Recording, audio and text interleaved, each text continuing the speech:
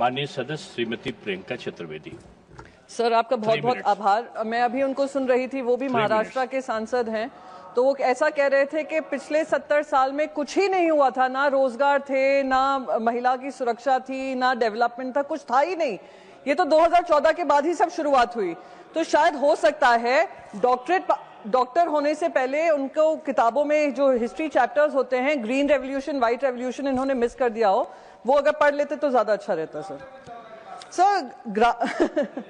Sir ग्रामीण भारत की जब हम बात करते हैं और ग्रामीण मंत्रालय की हम बात करते हैं, तो ये सिर्फ एक यूनियन बजट का सेक्टर नहीं है, ये हमारे सोशल और इकोनॉमिक स्टेबिलिटी का एक बहुत महत्वपूर्ण हिस्सा है।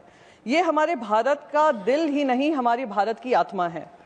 2/3 से ज्यादा हमारा जो पॉपुलेशन है वो ग्रामीण जगहों पे रहता है।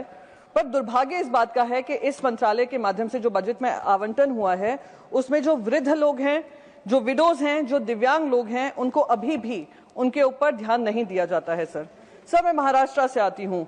महाराष्ट्र में अभी भी आज बजट में बार बार बाकी सारे राज्यों के नाम आते हैं, कहीं ना कहीं महाराष्ट्र के साथ जो सौतेला व्यवहार होता है बार बार दिखाई देता है।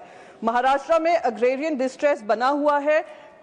2025 में जनवरी से मार्च के बीच में करीब 750 से ज्यादा फार्मर्स ने सुसाइड किया था। सर तो ये जो अपनी बहुत रोजी पिक्चर दिखा रहे थे, जरा महाराष्ट्र पे ध्यान दे लेते तो बहुत ही अच्छा होता। सर मनरेगा के बारे में, मनरेगा नहीं, वीबी जी राम जी के बारे में सभी ने बात की। जो प्रचार हुआ ये हुआ कि 125 दिन का एम्प्लॉयमेंट गारंटी स्कीम होगी, पर जो उसमें स्टेट गवर्नमेंट पे जो भार आ रहा है, बजट पे भार आ रहा है, उस पर कोई भी पब्लिसिटी नहीं की जाती है। और अगर हम एवरेज देखते हैं तो सिर्फ 48 वर्किंग डेज की गारंटी एवरेज मिली है मनरेगा या वीबी राम जी के माध्यम से। सर और जो बर्डन ओनर्स डाल दिया है, राज्यों पे डाल दिया है, वो बहुत ही दुर्भाग्यपूर्ण है। सर क्योंकि मैं बार बार 0 आवर पे एक मुद्दा उठाती हूं और मैं वो मिस नहीं करना चाहती हूं, क्योंकि सबने प्रधानमंत्री आवास योजना इन सब के बारे में बात की है। एक बहुत महत्वपूर्ण मुद्दा मैं मंत्री जी के सामने लाना चाहती हूं, वो है जिस तरीके से रूरल इंडिया में जो महिलाएं हैं उनको रिक्रूट कर आर्टिफिशियल इंटेलिजेंस की डेटा लेबलिंग होती है और कंटेंट मॉडरेशन होता है। उसमें करीब 70,000 से ज्यादा लोग उसमें एम्प्लॉय किए गए हैं। और वो एम्प्लॉयमेंट में ऐसा होता है कि एक रिपोर्ट आई थी कि 800 से ज्यादा महिलाओं को कंटेंट जनरेशन का जो लेबलिंग होती है और अपनी मॉडल्स तैयार करने होते हैं, उसमें उनको जो वीडियोस दिखाए जाते हैं, they are graphic and sexually violent content per day to train AI systems. 800 pieces से ज्यादा उनको दिखाए जाते हैं, उनको कोई साइकोलॉजिकल सपोर्ट नहीं है।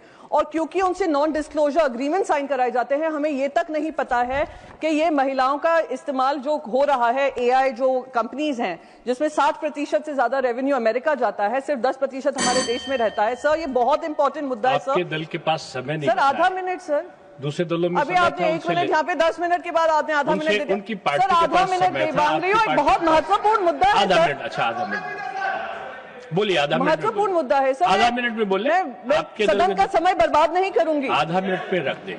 महिलाओं का मुद्दा है सर, महिलाओं की आवाज को दबाने का काम ना करें सर। जितना समय आपको आवंटित है उतने में महिलाओं की आवाज। सर मैं बस 1 मिनट बोल दूं सर। बोलिए, आधा मिनट। Thank you. तो सर जो 800 से ज्यादा पीस है, ऐसे सेक्सुअली एक्सप्लिसिट वीडियोस दिखाए जाते हैं जो वायलेंट है कंटेंट में, वो उसके ऊपर इन पे जो बजट का आवंटन है पता चलना चाहिए कि कितनी महिलाओं को इसमें रिक्रूट किया गया है।